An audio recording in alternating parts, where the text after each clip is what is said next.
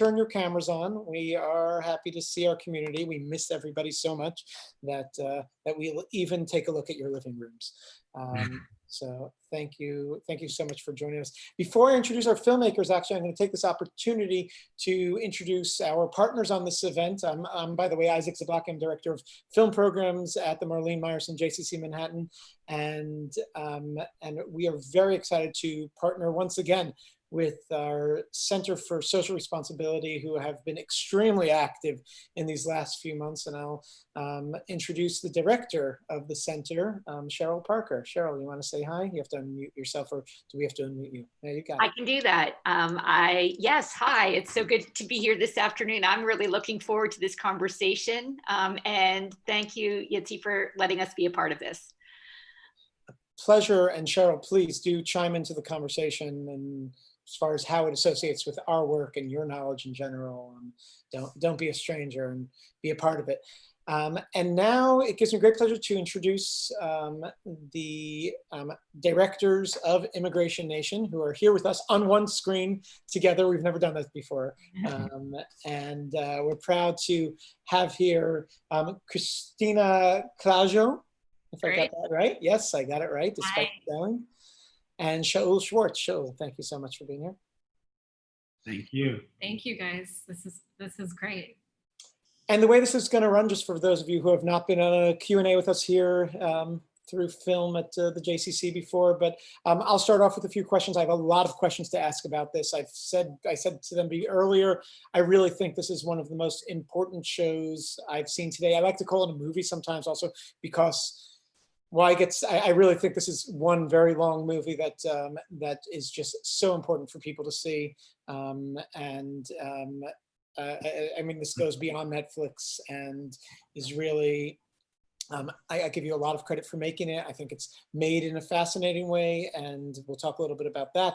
But also, I think its message is so crucial, and especially at these times when there's a lot going on in our world, to not forget about this important topic, which was on the top of our minds, I'd say up until 6 months ago. I think it's crucial for everyone to be seeing this show. And I ask our audience, like first and foremost, with all of the calls to actions that we'll try to give, I think the biggest one is to tell your friends to see the show. Tell your friends to sit down to spend the time with the show. It is very well worth it. And even for people who know everything about this topic or people who know nothing about this topic, both should be seeing this. And I hope it will also lead to actual change. And we'll talk about those calls to action throughout our conversation. But beyond that, of course, we want you to be a part of this conversation, our audience. So please share your questions in the chat, and then we'll have time for you to ask those questions. We'll contact you behind the scenes and allow you to ask your question live. So if you can't do that, also let us know and we'll take care of that question for you. But if you have pressing questions after you've heard all the questions here, then please share them with us. We want to make you a part of this conversation. So let me start by asking how this started for you personally, and how long have you been working on this project? Well, this started actually, the inception of the idea started about 10 years ago. And Shaul had been working on a previous project with HSI, which is Homeland Security Investigations, down along the Arizona border. And he was an acquaintance with one of the PR spokespersons during that period of time. That individual, stayed within ICE for the next number of years. And under the Obama administration, Shaul went back to them and asked, I'm really interested in doing something on immigration. And they kind of said, no, we're not so interested. There's not a lot of pressure on us. We don't really want journalists to look at from inside of the system. And then when Trump was elected, Shaul and I went down to DC and asked the same spokesperson, again, we're interested in doing something on immigration. We think now with Trump's hardline policies that are coming into effect, we think you as ICE are going to be up against a lot. And we'd like to show what your agents are up against and what the agency is up against, and kind of give a comprehensive look at the immigration system under this period of time. And so that's how it started. And so we started probably spring of 2017, and we produced and shot all the way till about December of 2019. And we had the opportunity both to follow ICE, but also within that, it was really important for us to look and profile immigrant stories and organization stories from inside the system. And that was kind of the unique broad strokes of the series, how it started. And if I could piggyback on that, I think people are not so aware, but ICE is notoriously closed to any camera, any form of journalism. It is an agency that has always been very careful about what it puts out and who it lets in. So to us, you know, from the moment kind of this, I'm an immigrant myself to the US, and I was always fascinated by the subject, but the uniqueness of having full kind of carte blanche access to the system from within during this time and this administration, and to kind of see the changes and shifts and profile, one, the enforcement side, but also the enforced and the immigrants, and how that really changed so quickly during this time was just a fascinating window into this. So let's dive into that for a moment, because I really think beyond all the important topics that are in the film, the access is unbelievable. I mean, it's really, yes, it happens to be access to an area that they don't give access to, but it was, I mean, you were everywhere, as far as on both sides, having full access. I mean, I was surprised that you guys didn't cross the border with anyone, or maybe you did. And I want to know, first of all, did they? I want to know the details of the. I'm most fascinated with the ICE access. Did they have any limitations? Did they want to see the footage before they let it out? And why? I mean, I have my own guesses why they would do this. Why were they so open to share all of this? Sure. So the access was under every production company that works with governmental agencies such as DHS signs what's called a multimedia agreement, and it allows them to review the footage for three things: one being factual inaccuracies, second being law enforcement sensitive information, so any sort of tactics that are not too public that could hinder their enforcement tactics, and third, for privacy issues.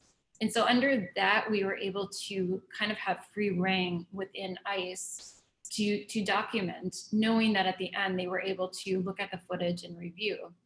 And so really how it started is we started with a conversation, and there's always this perception that immigration happens on the southern border. You know, everybody says immigration, they say, oh, how is the border?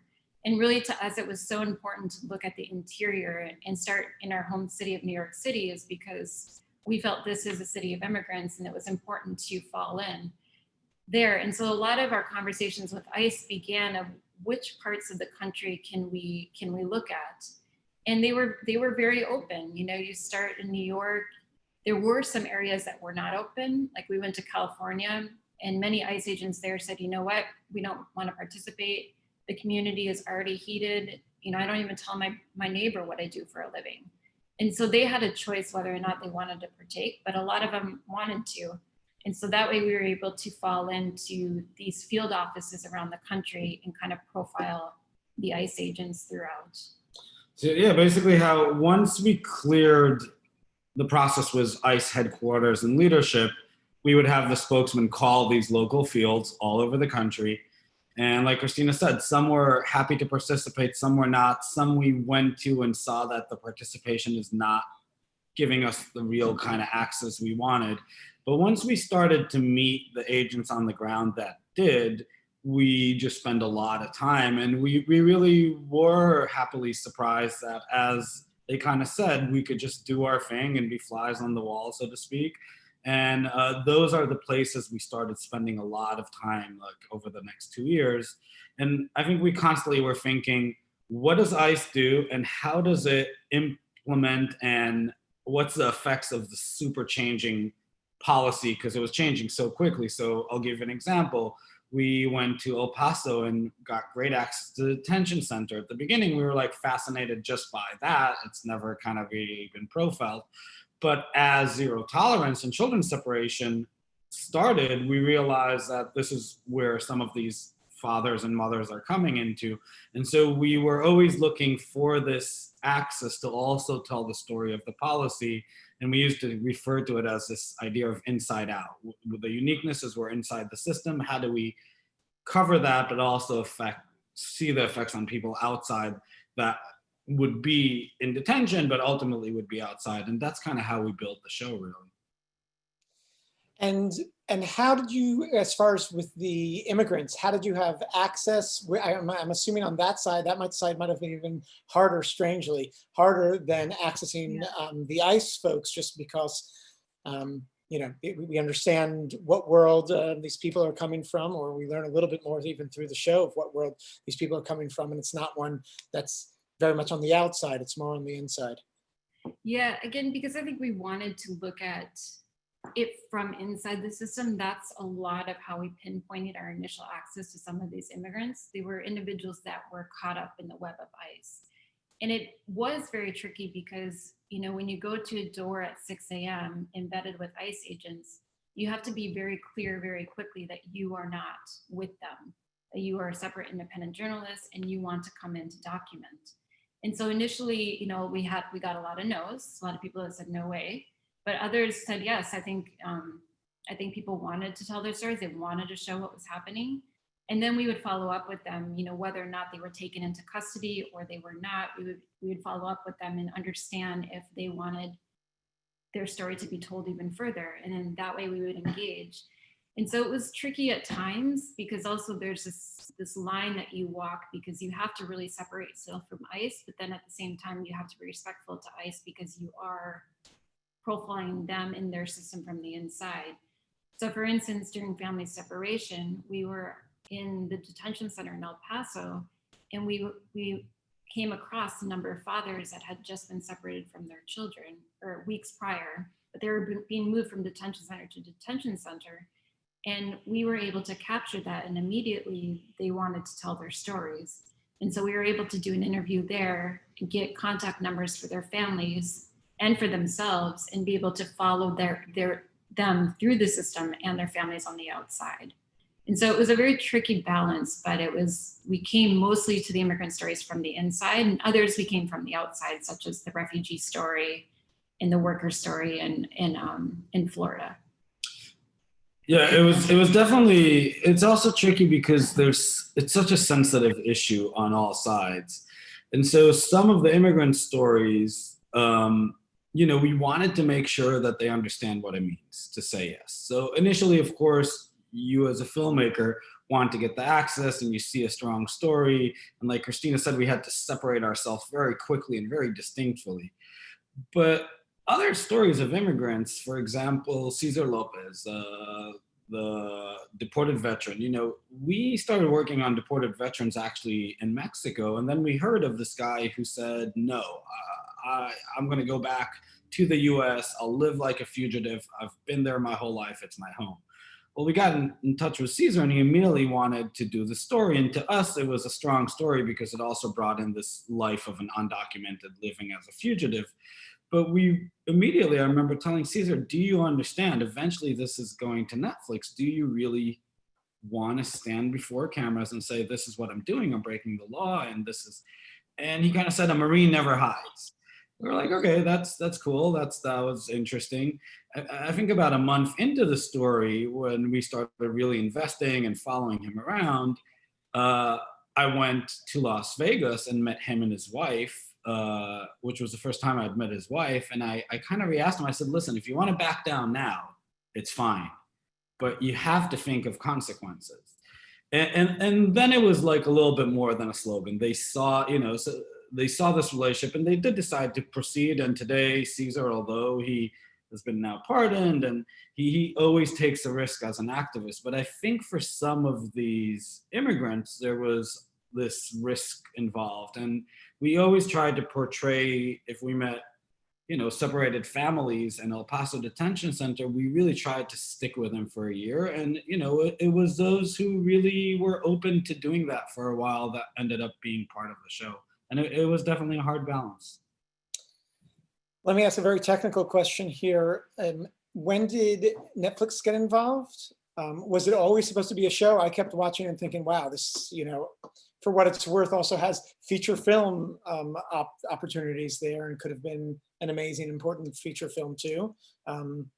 These days, the Netflix series, more people watch Netflix than go to the movies, obviously. So good choice. But was it always that format?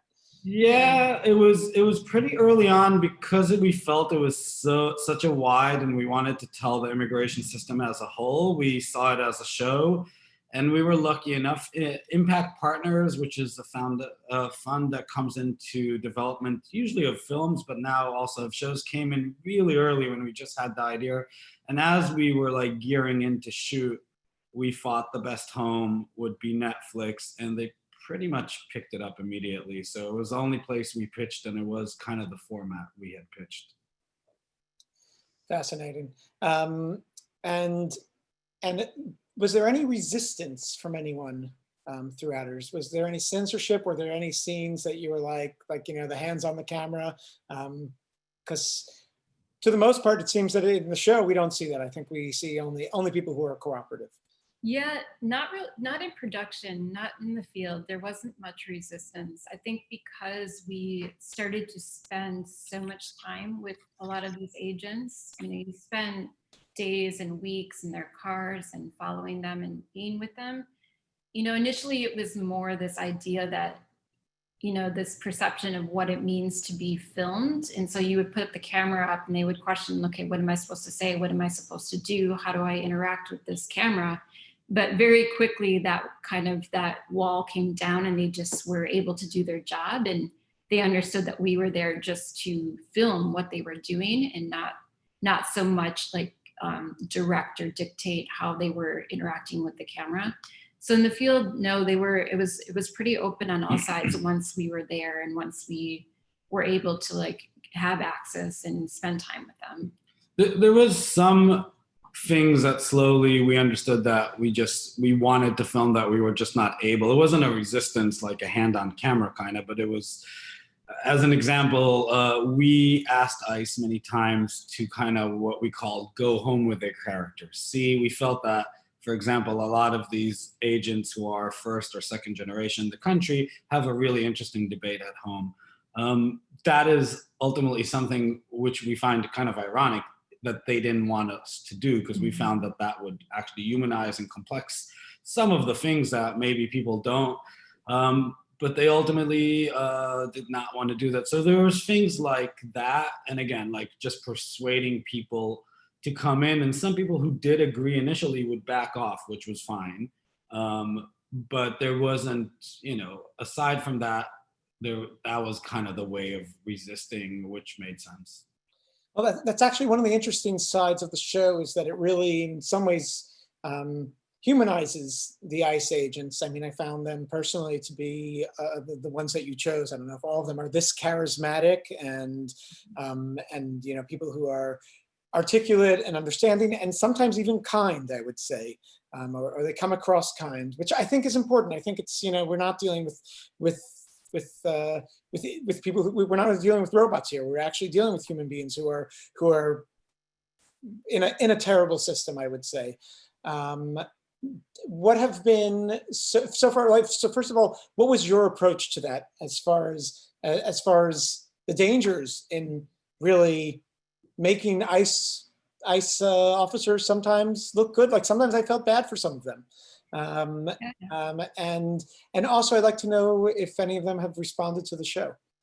Yeah, I think it was really important for us. I think the thing that we saw pretty early on is that the system and the unfavorable light of the system to people was not a direct effect of one officer or individual. It was actually bigger than that.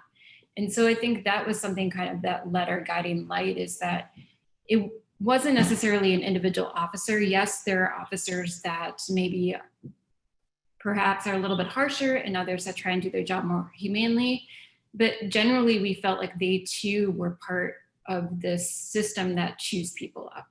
And so I think that's something that we kind of focus on, is the fact that like we knew that they were human, and we understand that they have a tough job under this political divisive climate. And so we wanted to show that. And I think that was something that we really tried hard to come across, is that those individuals too are just part of this big system, that it's hard. And when you have the policy and the administration and this tactic and idea of installing fear into immigrant communities, and that's part of your enforcement tactic, you start to see it trickle down. But also at the same time, you understand some of the officers that really grapple with those mandates. Yeah, we saw quite a mix. It's a big organization, and like any organization of north of 20,000 people, there's going to be kind of a mix of people. I think we tried to show it in the show. We definitely felt that it was a particularly tough policing job in a particularly tough time, because the shifts of political change the demand so quickly. I think looking online at some of the responses, there's a lot of hate towards ICE and a lot of abolish ICE around the show, and a lot of specifically Bob did this or this, that. And that's fine. People, we could think what they think, and we understand some of this frustration. I think ultimately when you ask us about what should we do, it's not so much the blame on this or that officer. I think we have to recognize that if we have a political and an immigration system that is so terribly broken, and in this case of this administration designed to be broken, that eventually there'll be also some bad apples. So we, and we did want to be fair. You asked about ICE agents. We had a very tough legal battle with ICE leadership and spokesmen to put the show out in the format that we thought we should, and we were able to win that. And of course, that put a big cloud that was kind of separate from the relationships me, Christina, and some of our shooters and team had with the actual agents, which did really give us great access, and we're very honest. So a lot of the feedback that we started trickling after the show dropped and the agents started seeing it was that we portrayed the world that they live in, that they felt that sometimes it was more favorable to them, sometimes it was less, but that this is the reality that has not been seen. Of course, ICE leadership took a different, in the legal and stuff took a different position. So we were very happy to hear from the ICE agents that we did hear from this kind of tone, that they, to a degree, felt that the mirror that we put up to them was what they see day to day, and was very interesting to see some of the other sides and the bigger system accept their specific job. And have you heard reactions from any of the immigrants that you've included in the show? Yeah. Any updates on anybody too? Sure. Yeah, we've heard, we've reached out to all of them to make sure that they, were able to see and, kind of understand. It was important for us to understand like what they were feeling and what they were thinking after seeing it. And we've had a lot of support. Caesar, the deported veteran, he was recently pardoned by the governor in Mexico. So that's like the very first step into him regaining, readjusting his immigration status in the country. He was also promised by Biden and Harris ticket that they will bring deported veterans back home. And we captured that on camera. So he's kind of going on a tour of saying this side is committed to bring deported veterans back home. Deborah, the resettled refugee, and her children that were here last year, they're all doing well. We had a phone call with her, and it was really nice because she said Christina and Shaul have done their job. Now it's our time to do our job and tell our story, bring awareness to the issue. And so that was very heartwarming to us, is that she wanted to take the series as a platform to use it to bring more awareness to the issue.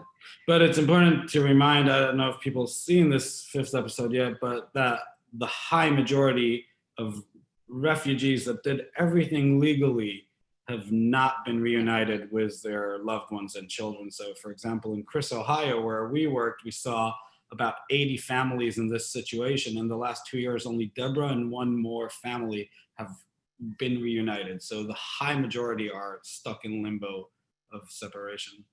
I have to say that I'm very grateful that a few times throughout you gave us a little bit of a happy ending and gave us those positive examples. I mean, this is obviously a really tough topic, and to have those moments where like, oh, a family's reunited, you know, the father and son, and getting them back together. That was, you know, something that, I don't know, maybe gave me some false hope, but no, it's part of it, and we know it's a hard watch. And some critic said that we should do it more, but the truth is they were far and few, and so we kind of kept that reality. But you know, they're out there, and I think it's important to keep believing and keep pushing for that.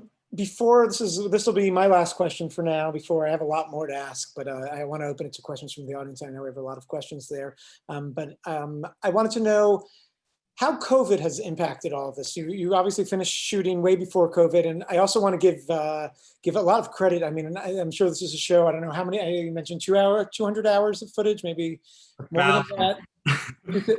2,000. Somewhere north of 1,000. Amazing job in the editing and like you actually telling an engaging story. And I have to say also genre-wise, in some ways this fits into in the style of a real crime. It also felt, and don't be offended by this, it felt like Cops at some moment. If you ever watched that show, and it was, and I think it just plays really, really well. But knowing that all of this was obviously, you had to shoot all of this before COVID, how has COVID impacted all of this from your perspectives? Yeah, from our perspective, it was not easy to close the show. COVID kind of hit when our office was just ready. You know, we had a big team, and it was just we were ready to all be in there together and finish the edit and be in LA part-time to do what's called the online and all the color and sound. And I see Yoni there, our amazing AE on one of the and we would have not gotten through this without his help. And it was just really, we had to learn really quick, like everybody, how to actually make it what was close to a show to deliver a show to Netflix. And it was definitely challenging. It was definitely not something we chose. And it was like happening as we were in the midst of a legal battle to release the show and trying to hit deadlines. And we were in New York, which was in Brooklyn, which was obviously hit very hard. So yeah, we were very isolated in a way, but had a really amazing team that helped us. And yeah, it just made us kind of fight really hard. And I think ultimately it didn't affect the show that people get to see, but it was certainly really hard behind the scenes to bring it to life. And we saw a lot of productions. We were just at that right moment because a lot of productions within Netflix and just friends that were not deep in post just had to stop because they couldn't keep traveling. So we're really grateful that we were in that part that it just made it hard but doable. You know, inside the system, not for us as filmmakers, it's not our reporting, but there's a lot of reporting, and we were worried about it, that ICE detention centers are built in the way that they are usually detaining a large group of people together. It's something that they're usually proud of, that they say that is a little bit different from actual jail. Well, that turned out to be something that COVID spread very strongly in. They have not let people out of detention or have not been flexible. Also, the way their system's built is that with the need of beds, they constantly move people, which of course for COVID is a terrible thing. And, you know, a couple of the officers that are featured in the show have called us, and they also got sick. And we know that in El Paso, for example, a place where we've been, a lot of officers and a lot of people have got sick. We heard it. And then of course there's reporting of that. So I think it's obviously spread like fire in that detention facilities, which is a sad reality. And before I hand things over to our audience, hand you to the wolves. And folks, I'll remind you again, if you have questions, you can put them into the chat box and then we'll call on you and get you to ask them live. But I did want to know, people here, I'm sure you see a show like this and you're inspired. I wanted to know what people should be doing. Where should they be going now that they've seen this and they want to change our world and make it better, how they can do that? Yeah, since we've been doing a lot of press and Q&As, a lot of those questions are coming up. And initially we started to talk about how we felt like the really important thing is that these conversations are happening and that people are talking about the issue, and that there's a lot of organizations out there that need support. And so we have put together a resource page on a website that profiles all of the organizations in the series, of where you can learn more about the organizations and directly support them. And then also we've had a lot of questions about people asking, how can I help individual families that I saw in the series?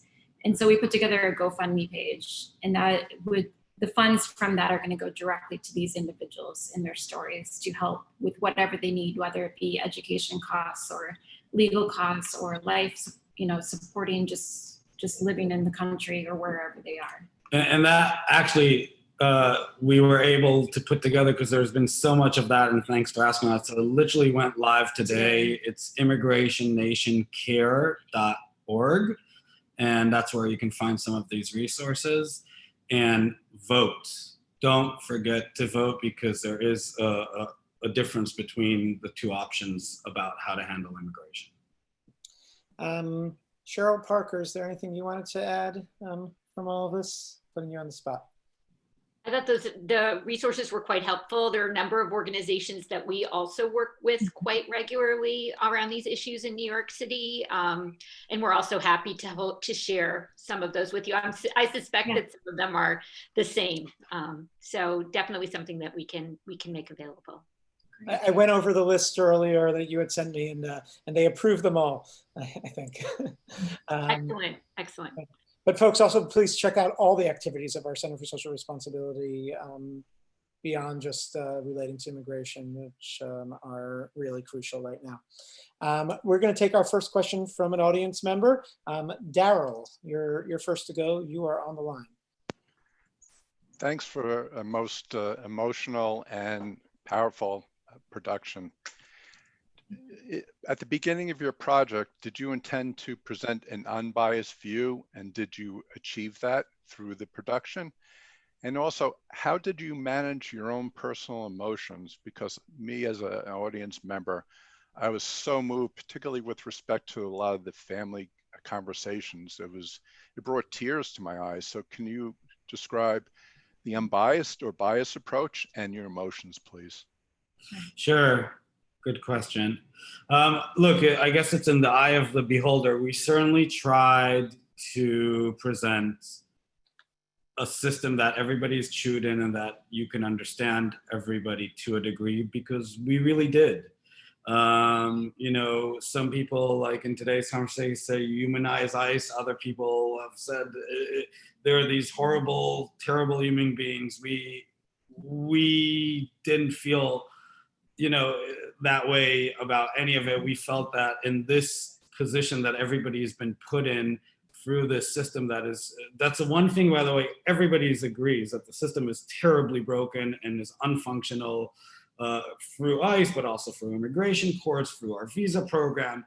And so we tried to remind that of people. I think when you talk politically about this issue of immigration, there is an immediate flare of emotion and very little knowledge, to be honest, including us going into this, of what it actually is. And we felt that things are so broken that probably most Americans actually agree on a lot of things they'd never believe they agree. I'll give an example. I haven't met a conservative that wants to deport the Caesars and the deported veterans of the world. We just don't know about this. Most people don't know that the immigration court reports directly to the Attorney General. It doesn't make sense in our system. That wasn't founded by the Trump administration. That goes way back. So we've seen problems with the system under Obama, under Clinton. It's a problem we've long had. So I think the approach we tried to take is, yes, it's very angering and very sad, and it was hard for us to manage our emotions, and we wanted you, the viewers, to feel that. But we wanted to take that, and the call for action is, let's be better than that. Because we as a nation of immigrants, fundamentally, it's not who we are. And we've become that. So how do we change that? How do we agree on the things we can agree? And that's where we tried to find what we hope is an unbiased, is something that everybody could agree on at least some. And that's, I think, how we tried to put it together. I think also too, from an emotional standpoint, I think one thing I learned in previous films that we did is when you have a character that you don't necessarily agree with, there's a part of you that wants them to have some sort of epiphany, to come to a realization of something different. And when they don't, it's a little bit hard to grapple with at first, because it's something that you want for them, and you want for them to like have an arc and change. And I think once you realize that people are people and they have their own perspectives and their own way of thinking, and your emotions don't play into that, even if you have them, that there is actually a separation from the two. I think then I was able to cope a little bit more, to just know that like I think differently and this person thinks differently, but at the same time, my job is to witness and document what they're feeling, and not necessarily, my emotions need to stay out of it. And it's a hard thing to do at times, but I think it's also a very important thing to do, because we are trying to approach it from a way of showing a large perspective of emotions and people and individuals. And so you tend to, in some ways, are affected, but you are, once you have a camera in your hand, you try to stay removed from it. We have a question from Millie. Millie, you're on the line.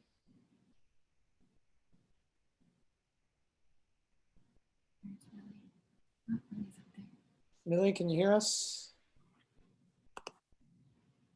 Yes, I can. And I actually have a similar question to the one that was just asked about your emotions in the filming and editing. Was there a point in time where you had to maybe disengage? How do you navigate that? How do you manage that?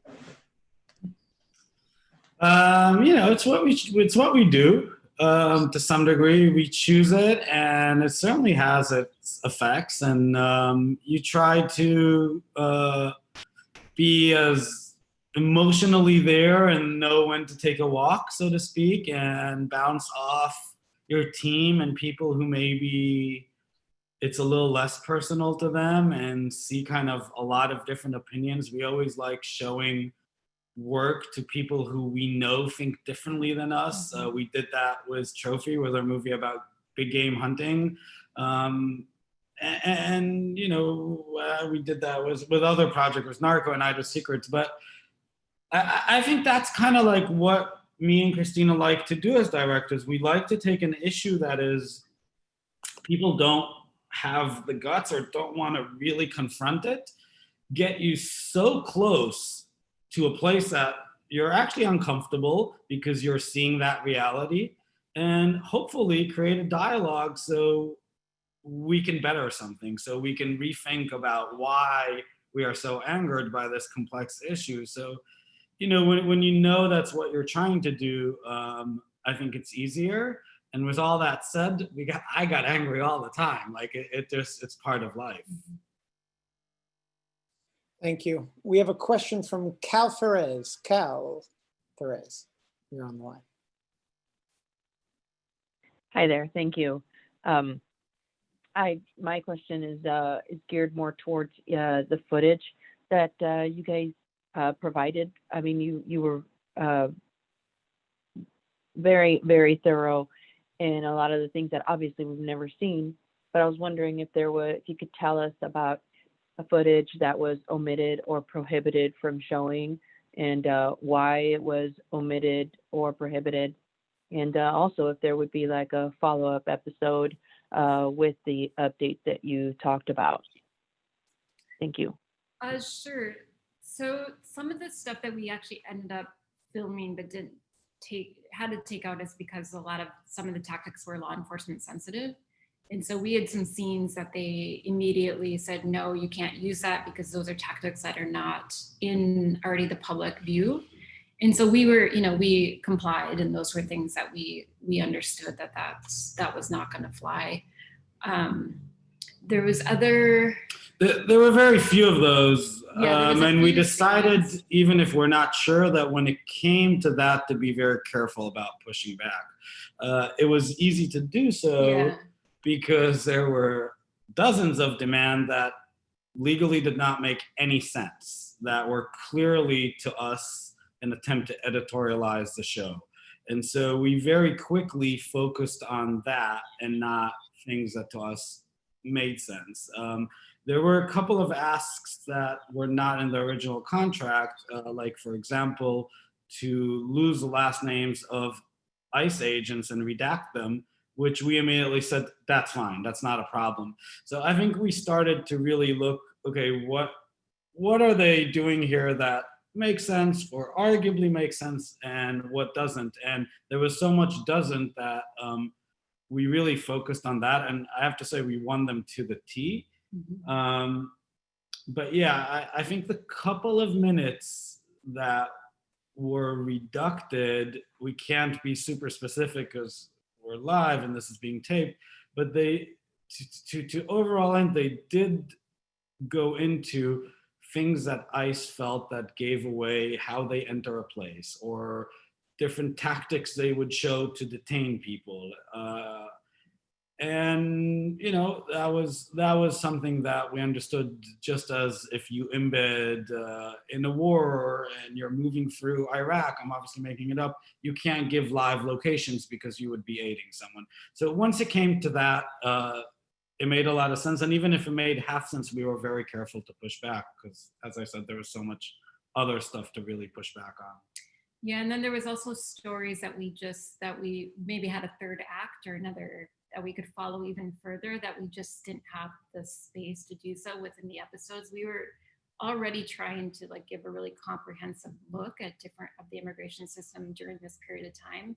But there were sections, like there's in episode 3 and 4 of the 287G program in North Carolina. There's a whole additional section that we weren't able to put in there, which had to deal with a law that was being passed in the North Carolina General Assembly, and that there was also another act of members of the assembly trying to push back on something that the public just voted on. And so there was a really interesting dynamic that was happening about the power of voting and how that very quickly was trying to be overturned by the powers that we just didn't have the time to fit in. And so there were things like that we had to make choices, and unfortunately those ended up not being part of the show. As for your ask of will there be another episode or episodes, we are thinking of that. We want to see, we are really excited by the way the show has been received. And we know we deeply care about the subject. I think it's a pretty safe gamble to say that we will not be working inside ICE. But we have gained a lot of trust of the immigration side, people which, to be honest, for the most part, didn't trust us so much when we were doing this production, partly because we were working inside ICE. And so there are issues, deported veterans, immigration, refugees, that we now want to keep an eye on. And I think if we believe we can create change as the dust settles and as we see where this upcoming election goes, we will think if we want to make additional movies and additional show with Netflix, with others. I think we're keeping it all on the table and just kind of watching where this all goes. I want to throw in here at this point also, with all the good of Netflix, one of the frustrations is that we don't have more events like this. We don't have more events of gathering together. I mean, this is a show that requires social action, and it's not just there for entertainment, I hope. And really having more activity, and that's why I'm really glad to see this, the website that you launched, and I'll draw everybody's attention to it. Again, I know it was shared here. immigrationnationcare.org is one way to get active, but especially now, this is definitely a show that requires the activity of the community and the engagement of the community, and that's what this is about for us, and that's what I think today's event is about. Are there other ways, I just wanted to ask, are there other ways that you're seeing action, that you're using the show for direct action? I mean, not us directly, but we have seen a lot of things online. I think we saw something last night of another individual group that was going to do a watch party and have their own web discussion, which I thought was really beautiful. And I thought it was really interesting because it just, you know, as a filmmaker, I always feel like there's a number of stages that you go through. You know, you're very in it when you're doing the production and the post, and when you're launching the show, and then all of a sudden it changes forms and it kind of becomes its own, and it has legs in a very different way. And so I think we're starting to see and understand what that looks like. And I think it's fairly early, but some of these things of the online reach and people talking about on Twitter and how they're saying like, this is my story too. I've had this experience, you know, but I've never seen it on camera. And so it's really beautiful to see how organically things are shaping up.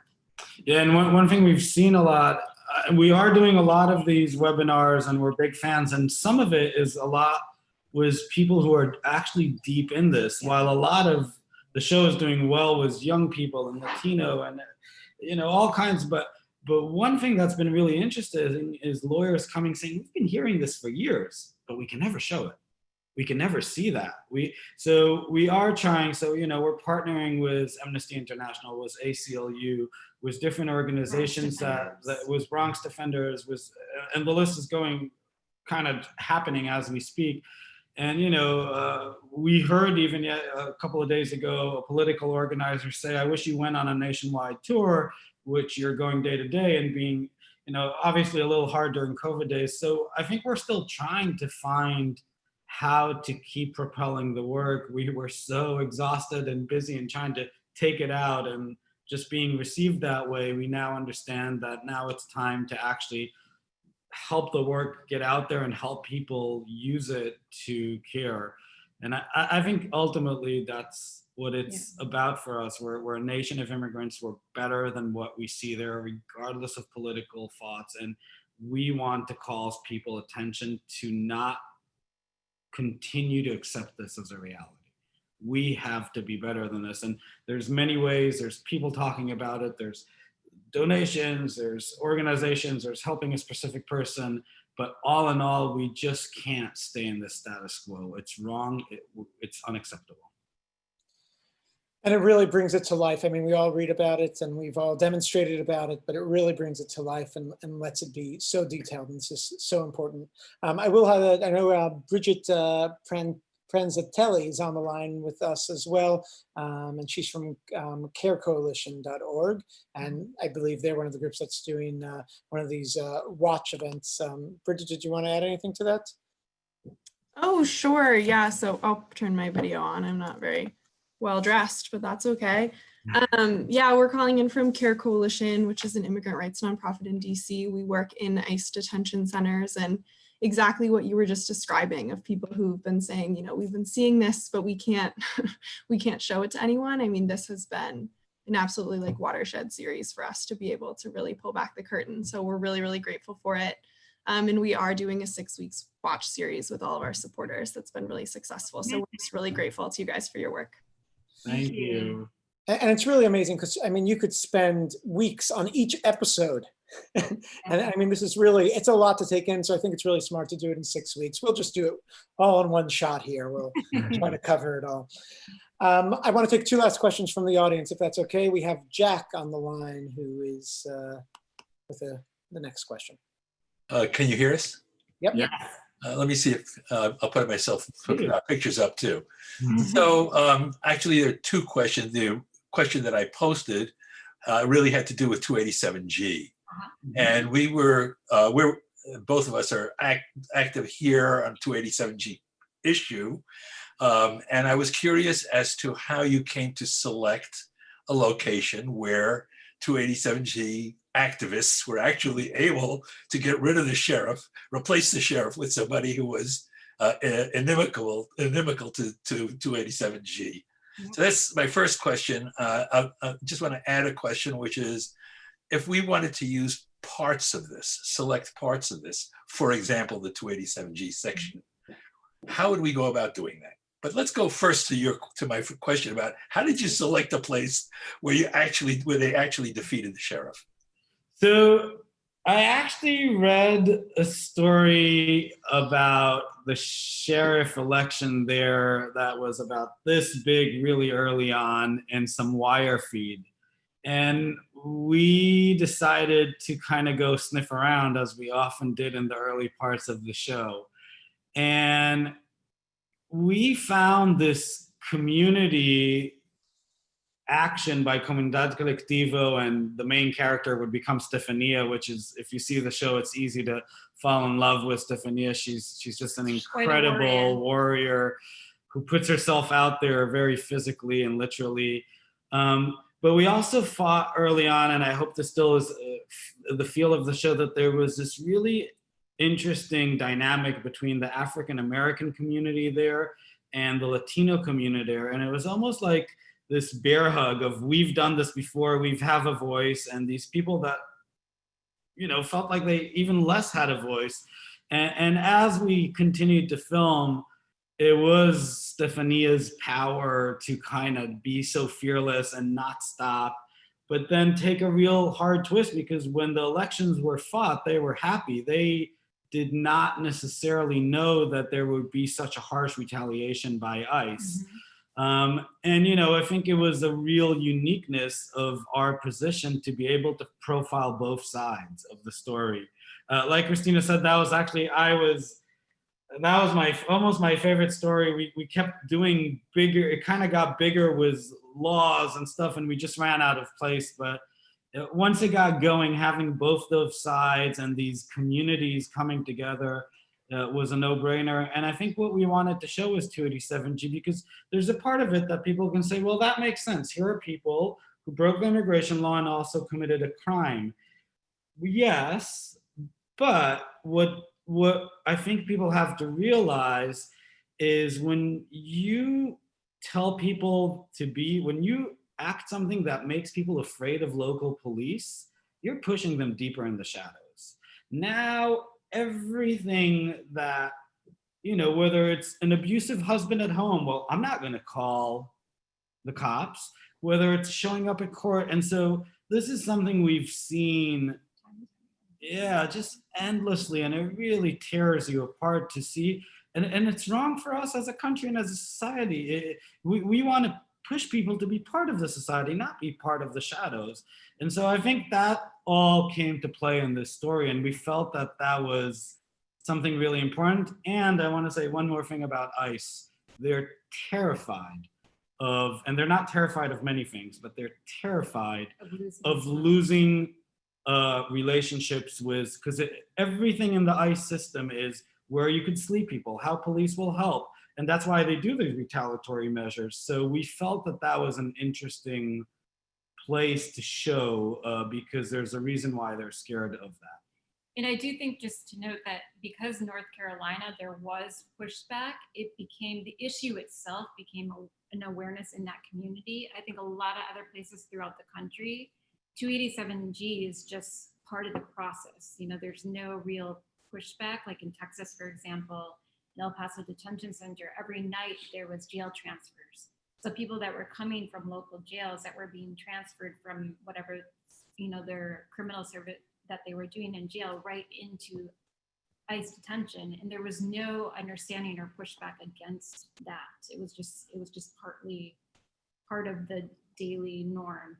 And so I think in North Carolina, because we knew that there was starting to be pushback, it became a very interesting thing. And also the fact that ICE is doing a lot of these awareness campaigns around 287G, the steering committee meetings, that was another avenue to bring in effect, like what is actually 287G.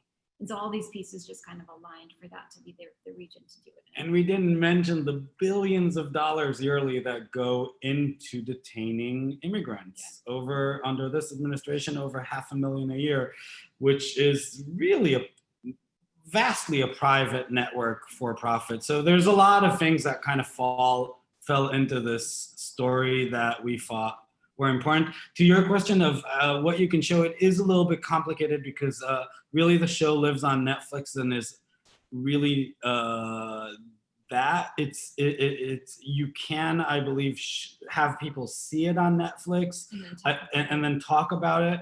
I think when it comes to group, if you have a specific, we could connect you with some people at Netflix on how to hold events. And if you're looking to kind of show it for a lot of people, that is something we have to check specifically with them. But it's very free to say, hey, everybody go watch this, and then we get on a Zoom call or so. That's not an issue. Folks, unfortunately, I know there's a lot more to ask, a lot more to discuss. Unfortunately, we are out of time. So I want to thank both Christina and Shaul for being here. Thank you so much. Thank you so much for this amazing show and dedicating your time to it. I really think it is one of the most important things I've seen on TV since the pandemic started, for sure. Which I've watched a lot since then. Once again, the website to follow up and to support is Immigration Nation Care. Yeah. .org. And Cheryl, is there, where can people find out on our site any more information about all the activities of our Center for Social Responsibility? Yes, absolutely. If you go to mmjccm.org and look under the Center for Social Responsibility, you will also find a number of ways that you can get involved. Thank you. Thank you to the Center for Social Responsibility. Next week, we're showing the film. We have the film airing. It's starting on Friday. The Passengers. It's an extremely timely film about the Ethiopian Jewish community, those who have not been brought to Israel yet. And definitely talks a lot about diversity, relates to American Jewry, and is a very timely film. So please join us for that. We'll have the filmmaker here for a conversation as well. Most importantly, everyone, please stay safe, and we look forward to seeing you in person very soon. Thank you. And thank you so much for having us and for tuning in. We appreciate it. Thank you. Thank you, everyone. Bye-bye. Bye.